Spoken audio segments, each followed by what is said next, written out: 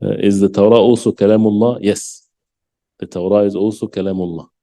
Allah subhanahu wa ta'ala spoke the Torah and the Injil. But can the Kalam of Allah subhanahu wa ta'ala be altered and changed by the human beings? When it reaches the human beings, yes. There is even alteration to the Quran. Not the words of the Quran, the tafsir of the Quran.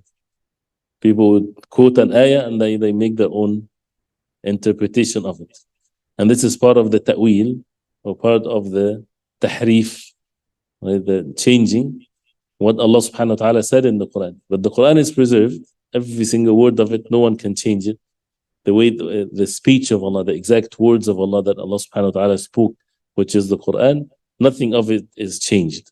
But can people hide verses from the Quran to specific individuals? Not in its entire sense, but they can hide the truth by not saying what's in the Quran to some individuals, for example, or to some people. Or they would misquote or misinterpret some things in the Quran. But if people, the more they gain knowledge, the more they would see the words of Allah, and that's why the tafsir of the Quran is to be according to the Quran and the Sunnah and the early generations of Islam. But the previous books, the Torah is the words of Allah, the same thing with the Injil. But then people have been entrusted with preserving it.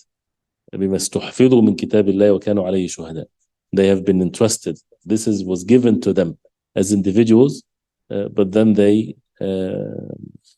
betrayed that trust and they changed it, and they physically changed things from it and physically hidden or erased some things from it, and that's why the final revelation comes to and it's left not to the human beings but to Allah subhanahu wa ta'ala. إِنَّا نَحْنُ نَزَّلْنَا الذِّكْرَ وَإِنَّا لَهُ لَحَافِظُونَ.